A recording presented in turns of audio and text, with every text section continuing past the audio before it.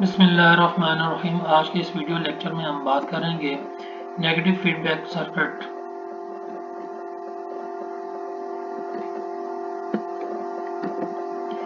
Negative feedback circuit की बात अगर हम करें तो ऑपरेशनल एम्पलीफायर को नेगेटिव फीडबैक सर्किट में के साथ कनेक्ट किया गया है। इस डायग्राम के अंदर यहाँ पर देख रहे हैं कि आउटपुट का कुछ पार्ट जो है वो फीडबैक किया जा रहा है टू दी इन्वर्टिंग इनपुट।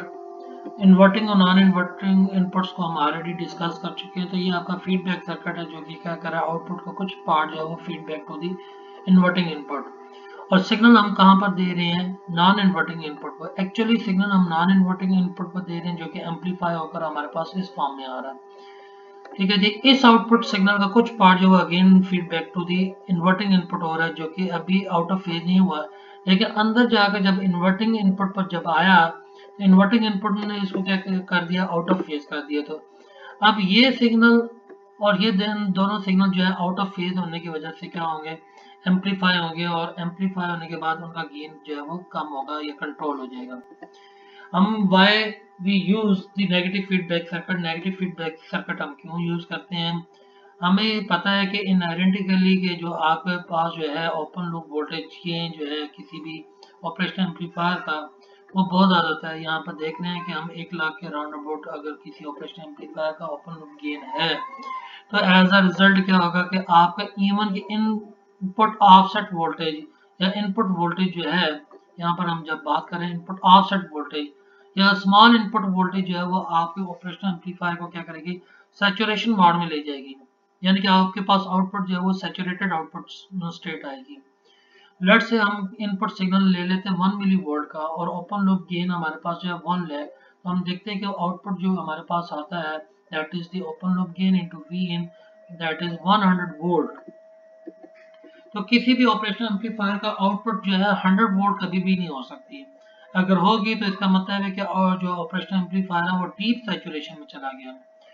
तो एज अ रिजल्ट जो है आपके पास जो है आउटपुट सिग्नल जो है वो साइनोसाइडल सिग्नल नहीं आएगा। आउटपुट में या तो वी मैक्सिमम या वी माइनस मैक्सिमम आ रही होगी। इन द केस अगर हम 1 मिली वोल्ट का सिग्नल नॉन इन्वर्टिंग इनपुट पर दे रहे हो तो हमारे पास वी मैक्सिमम पॉजिटिव आ रही होगी, और -1 मिली वोल्ट का सिग्नल दे रहे होंगे तो आउटपुट वी मैक्सिमम माइनस में आ रही होगी।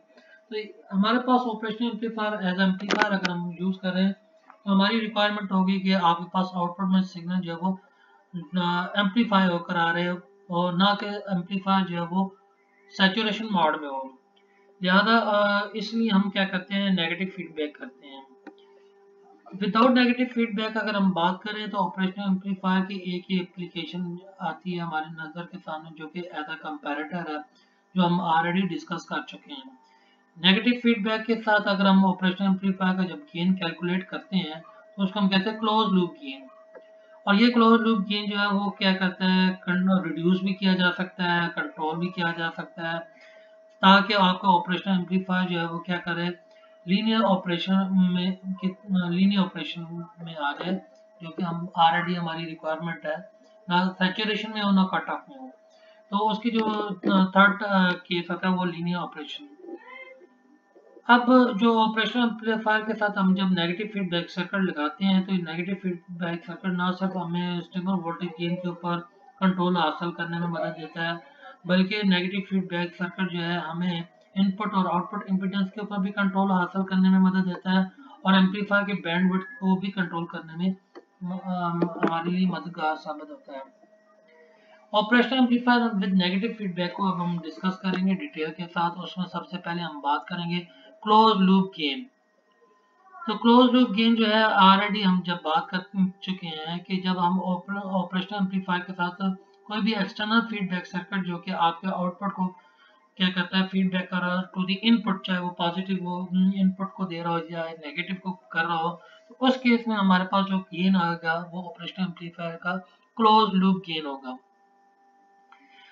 जैसे हम पहले भी डिस्कस करते रहे तो ऑपरेशनल एम्पलीफायर का जो क्लोज लूप गेन है वो कंसिस्ट, अगर हम क्लोज लूप गेन के केस में बात करें तो ये consist of operational amplifier external negative feedback circuit पर डिपेंड कर रहा होगा। यानी कि operational amplifier with negative feedback की अगर हम बात करें तो उसमें ऑपरेशनल एम्पलीफायर होगा एक के चीज, और दूसरे एक्सटर्नल नेगेटिव फीडबैक सर्किट होगा जो कि क्या कर रहा होगा, आपके ऑपरेशनल एम्पलीफायर के आउटपुट को कनेक्ट कर रहा होगा with the input of the operational amplifier.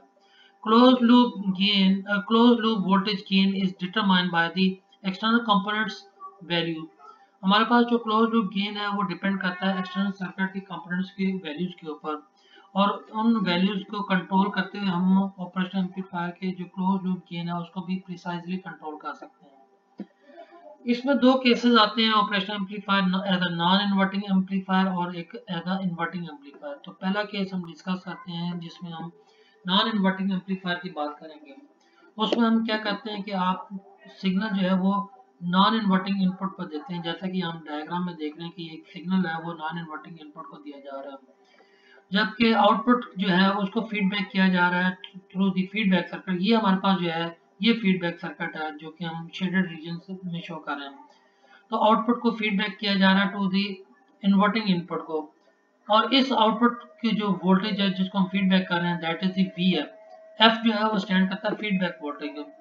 तो आपका जो RI है और RF है ये दोनों मिलकर क्या कर रहे हैं, फीडबैक सर्किट बना रहे हैं, और ये फीडबैक सर्किट जो है वो एक वोल्टेज डिवाइडर सर्किट है।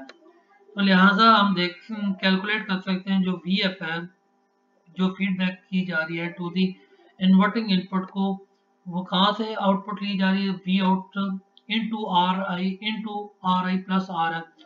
ये RI और RF जो हम पहले डिस्कस कर चुके हैं वोल्टेज डिवाइडर सर्किट की वजह से आ रहा है।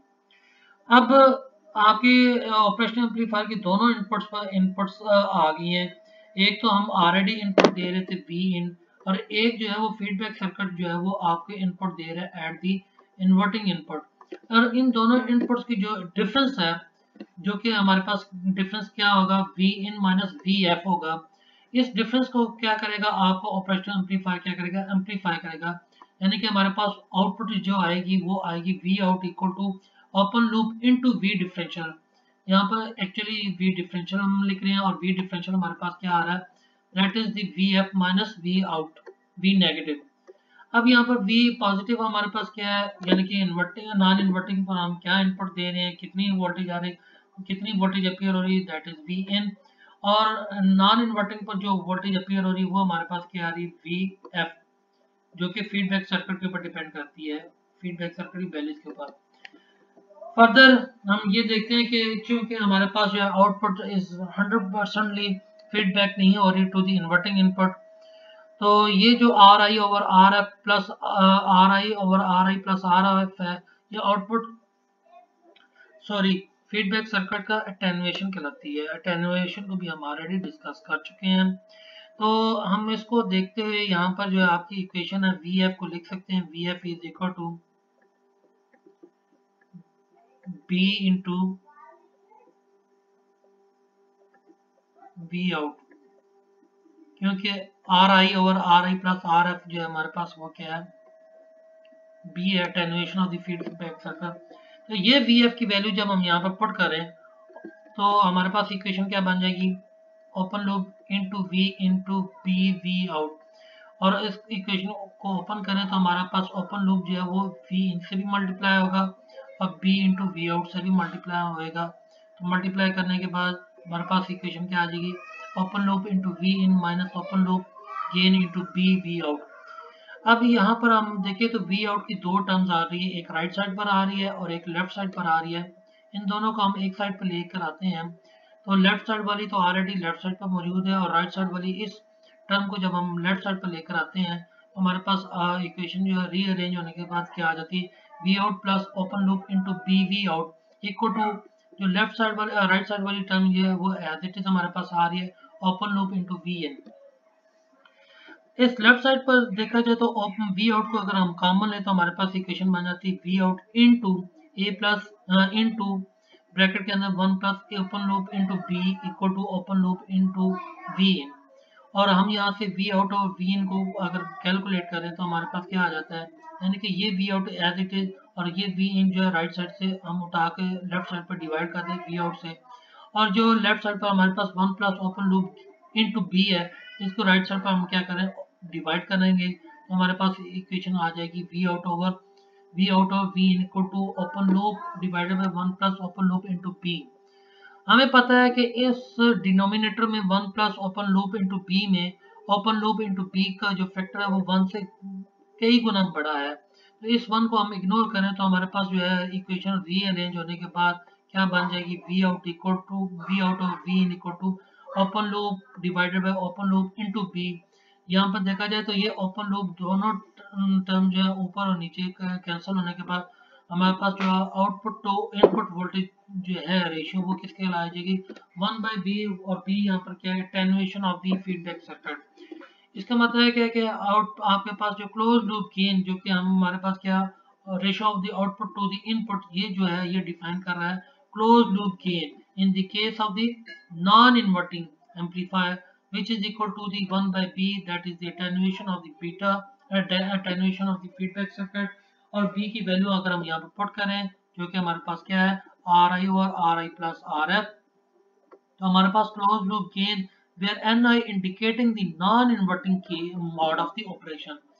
तो ओपन क्लोज लूप गेन हमारे पास in the case of the non inverting mode of operation किसके आ जाएगा, जस्ट हमने b की वैल्यू यहाँ पर पुट की है, that is equal to 1 over, ये b की वैल्यू मैं सर्कल कर रहा हूँ, पुट की है तो हमारे पास क्या आ गया, रीअरेंज करने के बाद R I over R I plus R F divided by R I. इसको अगर हम रीअरेंज करें तो हमारे पास close loop gain in the case of the non inverting equal to 1 plus R F over R I. देख रहे हैं कि क्लोज लूप गेन जो है वो हमारे पास एक्सटर्नल सर्किट की फीडबैक रेजिस्टेंस और इंटरनल रेजिस्टेंस के ऊपर डिपेंड कर रहा है, लिहाजा हम क्लोज लूप गेन को कंट्रोल कर सकते हैं through the values of R F and are I.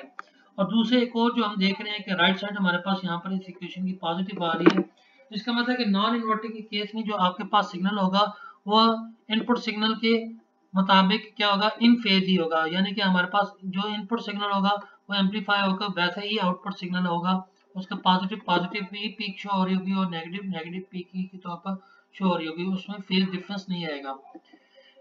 Next हम यहाँ पर जो डिस्कस करें वो वोल्टेज फॉलोअर को डिस्कस करेंगे। वोल्टेज फॉलोअर जो है वो एक स्पेशल केस है नॉन इन्वर्टिंग केस का, जिसमें हम क्या करते हैं कि आउटपुट का 100% जो है वो फीडबैक कर देते हैं टू द इन्वर्टिंग इनपुट, और जो सिग्नल है वो हम कहाँ पर देते हैं, नॉन इन्वर्टिंग पर। इसकी करेक्टरिस्टिक क्या है कि जो वोल्टेज फॉलोअर की करेक्टरिस्टिक ये है कि इसकी इनपुट इम्पीडेंस बहुत ज़्यादा है और आउटपुट इम्पीडेंस बहुत ज़्यादा कम है, लिहाजा हम इसको एज अ बफर यूज़ करते हैं। कहाँ पर, उस केस में जब हमारे पास जो है किसी भी एम्पलीफायर के आउटपुट इम्पीडेंस ज़्यादा हो और जो लोड है उसकी इम्पीडेंस क्या हो, बहुत कम हो, तो हम इसको एज अ बफर यूज़ करते हैं। और इसकी वजह क्या है कि ये बफर यूज़ करने का एक्चुअल वजह क्या है, to compensate the low impedance load को। और ये बड़ी डिटेल के साथ हमने इलेक्ट्रॉनिक्स वन के कोर्स में स्टडी की है, लिहाजा इसकी रीज़न आपको पता होनी चाहिए। नेक्स्ट हम बात करेंगे इन्वर्टिंग एम्पलीफायर की। इन्वर्टिंग एम्पलीफायर में अगर हम देखें तो हम जो है इन्वर्टिंग इनपुट को क्या कर देते हैं, ग्राउंड कर देते हैं, जबकि जो है सिग्नल जो है हम कहाँ पर देते हैं, नॉन इन्वर्टिंग इनपुट पर सॉरी इन्वर्टिंग इनपुट पर देते हैं through input resistance R I, और आउटपुट जो है वो फीडबैक की जाती है through R F resistance again to the inverting input पर। तो आपका जो फीडबैक सर्किट है अगेन देखा जाए तो वो कहाँ पर है, नेगेटिव फीडबैक सर्किट है। तो नेगेटिव फीडबैक सर्किट का मतलब क्या है कि जो फीडबैक सर्किट है वो कहाँ कनेक्ट होगा, वो इन्वर्टिंग इनपुट के साथ ही कनेक्ट होगा। लेकिन इस केस में जो है सिग्नल भी जो है वो हम इन्वर्टिंग इनपुट को ही दे रहे हैं as compare to the previous case, जिसमें हम क्या कर रहे थे कि सिग्नल जो है वो हम नॉन इन्वर्टिंग इनपुट को दे रहे थे। अब यहाँ पर देखा जाए तो चूंकि हम ये बात कहते आते हैं कि आपके पास जो है आइडियली जो है इन्वर्टिंग ऑपरेशनल एम्पलीफायर की इन्वर्टिंग और नॉन इन्वर्टिंग इनपुट के दरमियान जो इम्पीडेंस होती है वो इनफाइनाइट होती है, तो इसका मतलब है कि इनपुट के दरमियान अक्रॉस कोई करंट हमारे पास फ्लो नहीं करेगा। ये करंट अगर फ्लो नहीं करा तो इसका मतलब है कि इन्वर्टिंग इनपुट और नॉन इन्वर्टिंग यानी कि वी नेगेटिव और वी पॉजिटिव जो है वो दोनों क्या होंगी, अप्रोक्सीमेटली सेम पोटेंशियल पे होंगी। इसका मतलब V negative is approximately equal to V positive, जबकि V पॉजिटिव को हमने क्या किया है, V पॉजिटिव हमारे पास किसके खिला है, जीरो पोटेंशियल में है, क्योंकि हमने क्या किया कि नॉन इन्वर्टिंग को ग्राउंड किया है, तो इसका मतलब वहां पर जो पोटेंशियल होगी हमारे पास 0 वोल्ट होगी। तो इसका मतलब है कि इन्वर्टिंग इनपुट भी क्या होगी, 0 पोटेंशियल पर होगी। जिसको हम क्या कहते हैं, वर्चुअली ग्राउंडेड। रियल ग्राउंडेड जो है हमारे पास है वो इन्वर्टिंग नॉन इन्वर्टिंग इनपुट है, इसको हम कहेंगे रियल ग्राउंडेड। जबकि इन्वर्टिंग इनपुट जो है वो वर्चुअल ग्राउंडेड है, क्योंकि इसको हकीकत में हमने ग्राउंड नहीं किया। अब जो इनपुट हम दे रहे हैं वो इनपुट कितने वोल्ट की दे रहे हैं, वी इन है, जो कि यहाँ पर अपीयर हो रही है। अब इसका मतलब है कि जो वी इन की वजह से आर आई के अक्रॉस जो करंट जनरेट होगा वो हमारे पास कहलाएगा आई इन करंट होगा, जो कि आई इन सारे का सारा करंट कहाँ पर जाएगा, आई इन सारे का सारा करंट जो है वो फ्लो कर जाएगा आर एफ से। आर एफ के अक्रॉस जो हम करंट ले रहे हैं उसको हम कह रहे हैं फीडबैक करंट या आई एफ, जो मैं नेक्स्ट डायग्राम में भी शो कर रहा हूँ। तो यहाँ पर देखा जाए तो इसका मतलब इनपुट करंट इक्वल टू क्या होगा, हमारे पास फीडबैक करंट के इक्वल होगा। तो हम ये लिख रहे हैं कि I in equal to I F. अब आई इन करंट अगर हम देखें तो हमारे पास आई इन करंट क्या होगा, the difference across the are I, potential difference. यहाँ पर जो हमारे पास पोटेंशियल है आर आई के क्रॉस वो क्या है, वी इन है, और इस साइड पर जो पोटेंशियल है वो क्या है हमारे पास, वी नेगेटिव। इन दोनों पोटेंशियल का डिफरेंस जो है वो आर आई के क्रॉस पोटेंशियल डिफरेंस होगा, that is equal to V in minus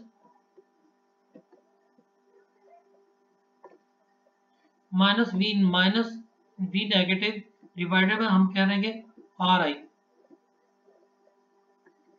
अब चूंकि हमारे पास इन्वर्टिंग इनपुट जो है ये जीरो को है अप्रोच करिए, तो हमारे पास आई इन किसके कहलाएगा, I in equal to V in over R I, ये एक इक्वेशन आ गई। इसी तरीके से फीडबैक करंट हमारे पास किसके कहलाएगा, minus V out over R R F. चूंकि हमारे पास इनपुट करंट और फीडबैक करंट दोनों इक्वल हैं, तो हम इनको जब वैल्यूज पुट करेंगे इस इक्वेशन में तो हमारे पास वी आउट और वी इन रीअरेंज करने के बाद आएगी minus R F over R N. और ये जो रेशियो है आउटपुट ओवर इनपुट करंट की, इसको हम कहते हैं close loop, again close loop. लेकिन इस केस में हम कह रहे हैं close loop in the case of inverting amplifier, that is equal to minus R F over R I.